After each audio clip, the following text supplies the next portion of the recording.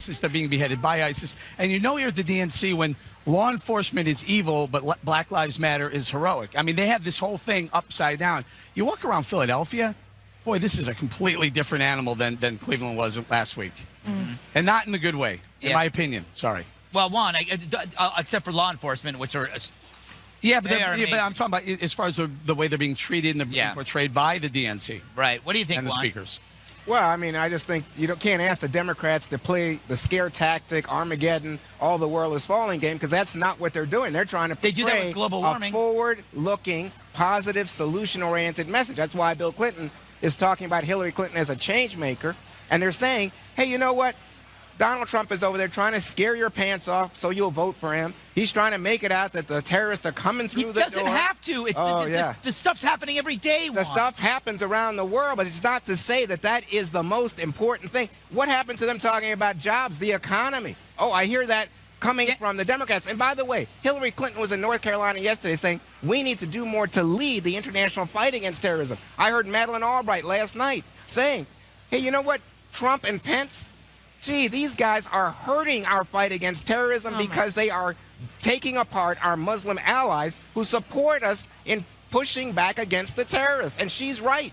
Is she right, Kimberly? Why don't we just beat them down with air conditioners? I mean, it's unbelievable to me, the lack of focus. They're not taking this seriously at all. I mean, Europe is under siege from terror now, and they just really didn't want to even acknowledge about the poor priests. And in houses of worship now, people are very worried. This wasn't some place where you would expect it in any way, shape, or form, being in the country and in Normandy, so nice, in France. I mean, this is very upsetting and disturbing, and there should be some focus on it. And if you think that the American people are going to have confidence to have someone that has progressive ideas about social issues and think climate change is the biggest fear facing and a threat facing this country, tone deaf, out of touch, not going to work. And that's why Trump is leading now in the polls and got a bump, and she's not getting any bump yet during this convention. They should be very concerned.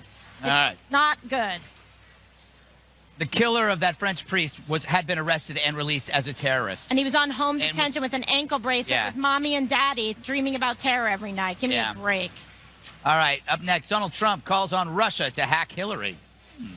Russia, if you're listening, I hope you're able to find the 30,000 emails that are missing. The rest when the 5 returns.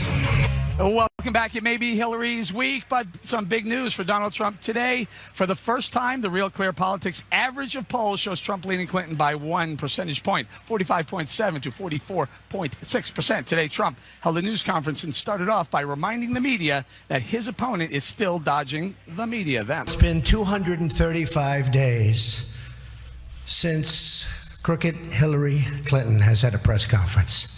And you as reporters who give her all of these glowing reports should ask yourselves why. And I'll tell you why. Because despite the nice platitudes, she's been a mess. You ought to check it out because there's a lot going on. Honestly, the reason is because there's no way she can answer questions because the job she has done is so bad. When they talk about change, I notice they have change. She's been there for 30 years. 30 years. There's no change. It's going to be the same. It's going to be an extension of Obama, in my opinion, worse. Trump also shared his thoughts on the history Hillary made last night. I would love to see a woman become president of the United States, but she would be so wrong. And even women say that. Women don't like her. And even the story told by her husband last night, he left out the most interesting chapter. I won't get into that. The chapter that I really waited for, because it was pretty boring, the chapter that I waited for, I never heard. And he left it out. Look, Hillary Clinton's a disaster. I think it would be bad for women if it were Hillary Clinton. So, Dana, can we talk about that a little bit? 235 days, that's relevant. She hasn't had a press conference, and when she did, I believe that was in November, December. It's quite shocking. 7 questions only. I think he took more than a dozen today alone. I think it's pretty shocking, having been started as a reporter and do very well in that field. But then just in the press world, I mean, one of the ways that you get media coverage is by doing press conferences. And I think he makes a good point that the media covers Hillary Clinton no matter what. They cover him because he is more accessible to them. Now, Chris Wallace will have an interview with Hillary Clinton this weekend. It's going to air on Fox News Sunday. That's not a press conference per se where you can have a lot of back and forth, but actually you might be able to get even more information out of one of those. I did think, though, that there are a few things that he says that are a little bit cryptic, like when he says the most interesting chapter of the Clintons he didn't hear, but I think he would take issue if anybody wanted to ask him about the interesting chapters in his personal life, too. I mean, there's enough room to talk about policy without having to get into people's personal lives. All right, let's bring it around. Juan, you want to take that, or you want to talk about that poll, the Real Clear Politics average Well, I that think for the first time it's he a goes reflection of all the polls together. Right. And right now there's a really illegitimate poll out, USC out west. And so that pumps it up. But it basically... The 7-point Trump lead, yeah, that one? that's a bogus poll. But I think that what you are seeing is that the race is within margin of error. It's pretty close. If that's your point, I take it. But that's not big news. The big news today, it seems to me, is this guy holding a press conference and going off telling reporters, be quiet, calling President Obama, our president, ignorant. And then saying that Russia should pry in our politics and encouraging Russia to get involved. I think that should have been the lead of our show. Well, I think it was a joke. Oh, yeah. I honestly looked at the camera and said, hey, Russia, can we find the 30,000 emails? Oh, please. Ha, ha, ha. Yeah, ha, ha. Let me just say, if a liberal said that, Eric Bolling would be all over him. KG, talk to us about her avoiding the press. What is she afraid of? What I think it's ill-advised because you should be somebody, especially because she prides herself, I'm transparent, I'm for the people, I'm for women, I'm your champion. Well, get out there and let us hear your voice. Answer the question, show that you don't have anything to hide, that you're not someone who is being corrupt or has a loose relationship with laws and rules and regulations, like how to maintain a proper email server. I think it's very bad. You're running for president of the United States of America, and you can't take a question in 235 days. I mean, will we hear from her in terms of a proper press conference? I don't know. I think if Dana was in charge of her press team, would you not tell her, let's go, let's prep, let's take some questions? I don't know what they know. A year? I mean, that's true. That's true. Maybe let me just say to KG. like, where's the 30,000 emails? I mean, they're probably out there. She has taken questions. She talks to people. She does interviews. But you know what? What about Donald Trump's tax returns? I wonder where they are. I wonder maybe he addressed that today. George Will thinks that they have Russian involvement. He addressed that. Greg, you want to hear Well, he said Donald that Trump that's not talking about true Russia, or do you want to whatsoever. comment on that? Let's take a listen. Let's take a Trump look at addressed the Clinton campaign's allegations that Russia hacked the DNC servers in order to benefit him. Listen. It is so far-fetched. It's so ridiculous. Honestly, I wish I had that power. I have nothing to do with Putin. I've never spoken to him. I don't know anything about him other than he will respect me. He doesn't respect our president. But it would be interesting to see. I will tell you this. Russia, if you're listening, I hope you're able to find the 30,000 emails that are missing. I think you will probably be rewarded mightily by our press. Let's see if that happens. Greg. I actually do believe that was a joke, even though he did tweet that same joke earlier, so it wasn't off the top of his head. But you can hit him back exactly. Well, I also hope that they can get into your tax returns because he's hiding his tax returns. And there is something in there because I don't understand why he won't let it go. By the way, doing a presser during the DNC is like showing up at somebody's wedding and hitting on the bride. I mean, that happens a lot. It does, but he doesn't. You know, he's creating tumult in the conventions because he's unconventional. So that's how. Well, let me just say, but aren't you guys the Russian thing. He said there's nothing about any connection or business interest with Russia. So eventually, when those tax returns come out, if that's not the case, you'll see. But he made a very strong statement to refute that. I just can't believe you guys aren't outraged that anybody, I don't care who it is inviting a foreign nation to get involved in our politics and influence the. I think that was a joke. It's like the press isn't doing their job. Maybe Russia will give it to them. That's what I thought. And if Russia's behind this, then turn that over. And then I mean, maybe his theory is that as long as everybody's talking about him, that it's a good thing. I mean, that helps. That could be it. Well, but I also think that when you are in this position and you are the nominee, you have several audiences all at once, and that is the public, it's your troops, plus potential troops that you'll be a commander-in-chief of, it's your allies, and it's your enemies. And with that comes a lot of responsibility. So jokes, if that was a joke, I don't think it's funny. I think they're making excuses, Right. and this is so dispiriting to me that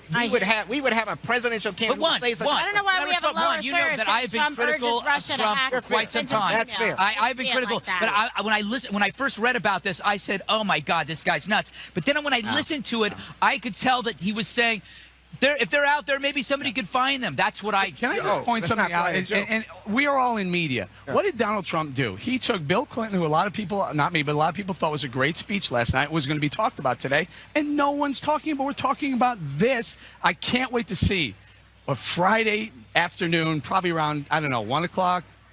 2 o'clock. Yeah, he when gave a Donald great Trump speech at comes, VFW. yeah, People he will thought it have was his something best one. that's going to take the camera back, the spotlight off Hillary. I'm just guessing, but anyway, all right, we got to go. President Obama has mocked Donald Trump as a reality show candidate who won't be making it to the White House, but he's starting to take Trump's candidacy a lot more seriously now. Even sounds a little bit worried about it. Next.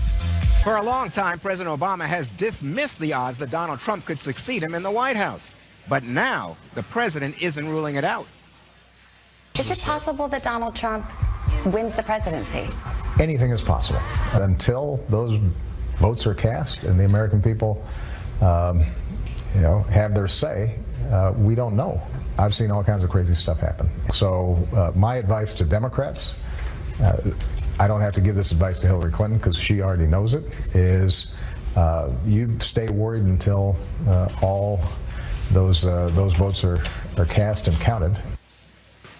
As I wrote in my Hill column earlier this week, I think this is all part of the Democrat strategy. The point is to jolt Hillary Clinton's voters and make sure they get out to the polls understanding the race isn't a done deal. So, Eric, do you think the president, whose ratings right now over 50%, can help tonight? Oh, yeah, he's going to help a lot. We hear the speech is going to be about 30 minutes. Trump's going to be mentioned not a lot, 6 times or so. Also, interesting, we also learned that he's cleared his schedule out going forward. He will be on the campaign trail for Hillary. I think he will help her. Yeah. What about the president's legacy? Is he defending that, Kimberly? Yeah, I think it's at stake for sure, and he has no other, opportunity to preserve it. His candidate is Hillary Clinton. I think he would have been very confident to have it in the hands of Joe Biden, really, but he's doing his level best now to help Hillary. She's going to need to Velcro herself to him from now until Election Day, and the word is that he's going to be out on the stump. The speech Dana, looks pretty good so is this far. a valedictory for him? A little bit. I mean, he's at a 52% approval rating, which is almost unheard of for a president in their eighth year of their second term. I think what he's going to try to do tonight is help Hillary Clinton convince people that things are better than they feel, while Trump was trying to tell people that things are worse than you think, and that Obama has a lot riding on this. And he's going to, I think he will be a huge help to her in the campaign. What's the best of Obama? What could he do, Greg, in your opinion? Realize that he created Trump. When he looks at Trump, he's going to see someone who was just as inexperienced as he was at governance and saw America as deeply flawed, and that only I can solve it. Trump is Obama 2.0. Oh, my goodness. Oh, my goodness. One more thing up next. It's time now for one more thing. Miss Dana, what do you have? All right, it's time for this. It's new. Oh, God.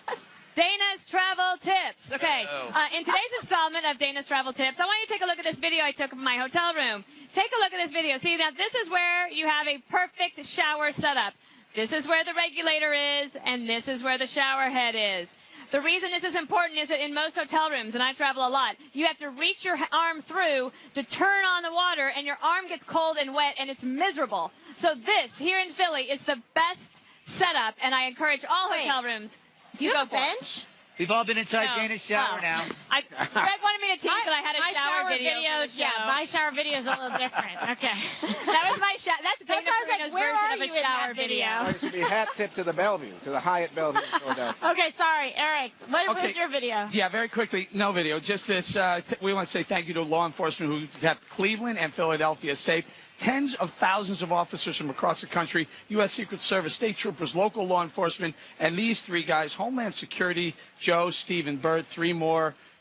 Look, hat tip to them. They've been just absolutely fantastic locking it down. Thank you, guys. Thank you all, and gals, every one of you. And dogs. All right, all of the above. Okay, and now to me, this is a case that we've all been following in the press and media with a lot of interest. And today during the DNC, a big thing happened. Baltimore prosecutors have dropped the remaining cases against 3 of the officers that were tried or going to be tried in the death of Freddie Gray. Recall, the other ones also were found not guilty. So this has been a tremendous ordeal for their families as well. And this was a case that myself and Greta and Janine Pirro and Megan said, you know, the charges did not appear to be sufficient with the facts as they were laid out. All right, Juan. All right, so last night marked former President Bill Clinton's 10th address to the Democratic National Convention. The president turned 70 on August 19th, and I thought it would be fun to take a Back to the Future moment and see how he's changed over the years. Take a look at this. You can see that it's not the hair that's changed, but you know what? His face has gotten a little thinner. Now, tonight, President Obama will be giving his speech to the DNC, so I thought, let's take a look. It was 12 years ago that he made his first speech. In fact, on this very date, look at how he's changed. I think the big change here is the hair getting grayer. But you know what? Politics, it does change a man. Yours look pretty good. You must like us, Greg. All right, for my monologue, I was talking about ISIS. I have a piece on foxnews.com/opinion, /opinion. It's how to beat ISIS and save Earth. Check it out. I think it's pretty good. But what do I know? I wrote it. Okay, pretty good. All right, well, that's it for us. We're going to see you back here tomorrow because guess what? It's going to be the final night of the DNC, but a lot tonight with the President of the United States speaking as well. So keep it on the Fox News channel, and Special Report is up next. Thank you.